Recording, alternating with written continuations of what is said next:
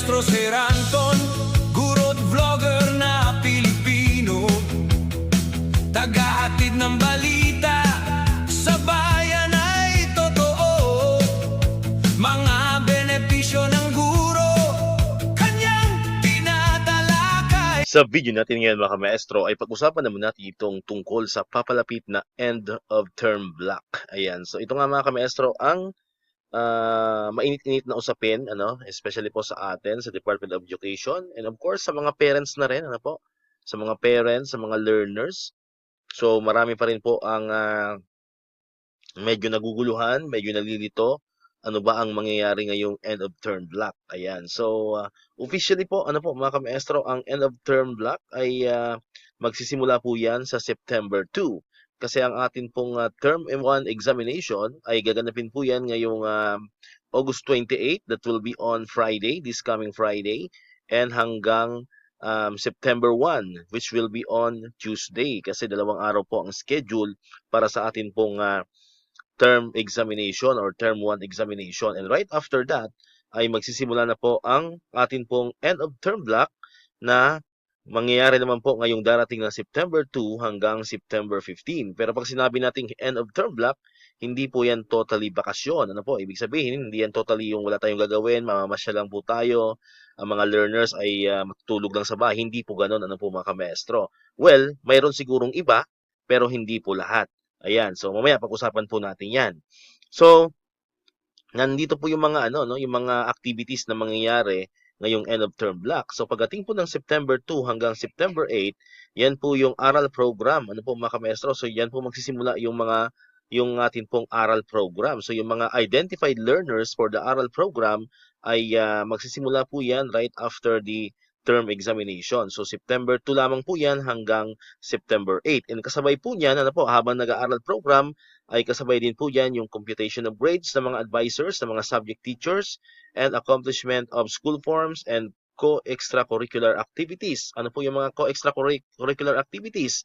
So dyan po papasok mga ka-maestro, yung other intervention aside from aral, yung mga interventions sa numeracy and other localized intervention, yung mga school-based intervention po ninyo kung mayroon po kayo, so doon po mangyayari yan mga ka-maestro. And then of course, kasama rin po dyan yung mga rehearsals and mga training, especially for sports. Ayan, kasi alam ko, malapit na rin, yung ating mga kanya-kanya mga intramurals, yung ating po mga division mate, mga ka-maestro, so dyan po yan mangyayari. At the same time, sa journalism, kasama rin po dyan, kasi malapit na rin po ang division, yung DSPC, mga ka-maestro, So malapit na rin po yan, so dyan na rin po gaganapin yung mga training for sports and journalism and other activities, for example, gusto nyo magkaroon ng awarding sa mga classroom-based na mga activities na related sa buwan ng wika, di ba? Kasi ngayon ay August.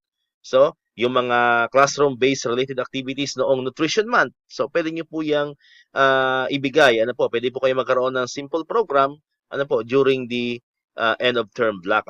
Pero yan po ay mangyayari lamang between September 2 hanggang September 8. Pero clarification lamang po mga maestro, yung atin pong aral program ay hindi po yan lahat ng estudyante. So, yun lamang pong mga identified learners ang babalik para po sa aral program. Of course, syempre nagdaan po yan or dumaan po yan sa mga prescribed assessment. So kailangan po meron na pong assessment or meron na pong results ng assessment ang inyong pong mga aral teachers, sa inyong pong mga aral coordinator sa inyong mga schools. Based po yan doon sa guidelines from DepEd Order number 9 Series 2026. Yung mga paano po natin ma-identify yung ating pong mga aral learners. So linawin lamang po natin mga ka-maestro, hindi po lahat pupunta for the aral aral program. So yung mga identified lamang po mga learners ang pupunta sa aral tutor o sa atin pong aral program, mga ka-maestro, kasi baka ang isipin ng iba, po yung mga parents, baka pati yung mga bata nila ay kasama. So hindi po, kasi anong gagawin ng mga anak nila doon sa school kung hindi naman po sila parte ng aral program. Ayan, so mas makakatutok po kasi yung mga teachers, yung mga aral tutors po natin kung ang nandun lang sa loob ng classroom is yung mga estudyante lang pong involved sa aral, para naman mas konti, mas maganda, mas maano po yung learning ng mga bata. Ayan, so yun po yung malinaw, sa mga aral students lamang po ang pupunta, hindi po kasama lahat, ano po, hindi po buong section ang papasok. Ngayon, anong gagawin ng iba? So yun nga, nabanggit ko na po kanina, ano, yung iba nakasama sa sports, kasama sa journalism, and other intervention ng inyong mga school, ay pupunta rin po sila. Ano po? So yun po ay mangyayari lamang between September 2 hanggang September 8. Ayan. So ibig sabihin po, ano, malinaw po dyan na nakalagay sa ating pong DepEd order na wala pong regular class ano po pagdating po ng end of term block ano wala po tayong lesson na gagawin po diyan wala po tayong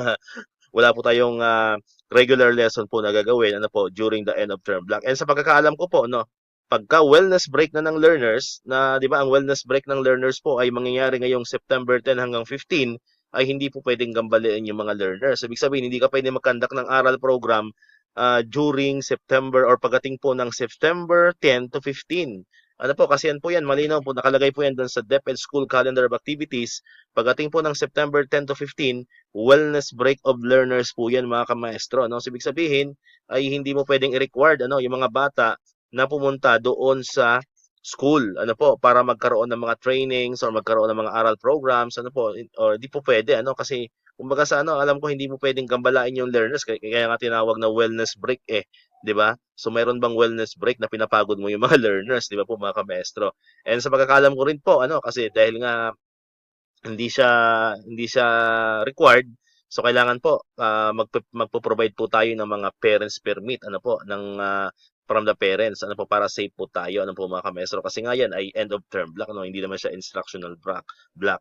Ayan. So samantalang sa mga teachers naman po ay mayroon din po tayong wellness break pagdating po yan ng September 14 and 15. So dalawang araw po sa mga teachers, samantalang sa mga bata naman po ay 5 days. Ano po? So ganun po yung ating wellness break. So, ibig sabihin sa teachers naman, pag naka-schedule po ng wellness break, abay syempre, wag naman tayo mag-seminar ano kasi meron naman pong allotted na schedule para po sa ating mga inset. At yan po ay mangyayari sa September 10 to 11. So 2 days po ang allotted na inset ano po para sa mga teachers po 'yan. So ibig sabihin kasi may mga nagtatanong na naman sa nababasa ko sa mga posts ano sa mga comment, what if daw magpa-inset ang division ano po ang school ng September 14 and 15. Abay, maawa naman po ano po mga kamaestro, bawal po 'yun. Kasi 'yun po ay malinaw, nakalagay po 'yan sa DepEd order at nakalagay po 'yan sa ating pong DepEd School Calendar of Activities September 14 and 15, yan po ay para naman yan sa mga teacher. No? Wellness break for teachers po yan. So, ibig sabihin, hindi po yan pwedeng kunin sa inyo para po kayo ay magkaroon ng mga inset, para po kayo ay ipatawag sa school, kasi nga po yan ay time para sa ating wellness break. Time po yan para tayo ay mag-recharge. Ano po? Kasi, sasabak na naman tayo sa panibagong term. Yun po yung ating term 2. Ano po mga kamaestro? Ibig sabihin, kaya nga tayo binigyan ng wellness break ano po para makapag-recharge kasi hindi naman tayo nagtatapos diyan ano hindi naman tayo totally bakasyon na ano po mga kamaestro so binigyan tayo ng 2 araw na wellness break para makapag-recharge tayo ano po para pagdating ng term 2 abay kumbaga sa ano ready tayo ano po mga kamaestro kumbaga fully charged tayo pagdating ng term 2 at ready ulit tayong harapin ano po yung ating pong mga trabaho especially yung ating pong pagtuturo pagdating po yan ng term 2, ano po mga kameso. So hopefully po nalinawan ano kasi marami pa rin naguguluhan ano po. So malinaw po diyan ano po hindi na po lahat ng learners ay babalik. So ang babalik lamang po sa end of term block ay yung mga aral, yung mga kasama sa mga other intervention, mga school-based intervention sa inyong paaralan kung meron, yung mga kasama nga sa mga activities, kung meron kayong mga activities sa buwan ng wika, activities sa inyong nutrition month, mga awardings, ano po. So sila yung mga babalik. And at the same time, yung mga magte-training for the sports, and yung magte-training for the journalism, ano po mga kamaestro. So yun lamang po ang babalik. Ano po, hindi po lahat, hindi po buong klase ang babalik kung wala naman pong activities na involved po ang inyong mga learners, ano po mga kamaestro. So napakahalaga po ano sa mga parents, kung may nanonood po sa ating mga parents, kailangan po ay makipag-coordinate po kayo sa inyong mga schools, ano po, tumingin po kayo sa official Facebook page ng inyong mga schools para po sa mga activities na gagawin ngayon pong end of term block. Ayan, para po kayo ay well-informed at well-aware. Ano po, mga kamaestro, kumbaga updated dapat kayo ano sa mga activities. Ano po, para hindi po napapasubo yung mga anak po ninyo na pupunta ng school tapos wala rin naman palang gagawin dahil hindi naman po pala sila kasama. Ayan, so yun. So coordination is the key. Ayan, makipag-usap po kayo sa inyong mga advisors at makipag-usap po kayo at mag-monitor po kayo ano sa official Facebook page ng inyong mga paaralan. Alright, so dito natatapos itong ating video ngayon mga ka-maestro. Kung di ka pa nakakapag-subscribe, click mo na ang subscribe button dyan para ikaw yung unang nakapanood ng mga videos na in-upload natin. Katulad ito yung mga updates pa rin about sa DepEd and syempre sa mga benefits sa mga teachers and government employees. Syempre, click mo na rin ang notification bell button para ma-notify ka, always updated ka pag may mga bago tayong uploaded na videos. Sa muli, maraming salamat sa inyong panonood at pakikinig. Once again, El Maestro. See you on my next vlog. Bye-bye!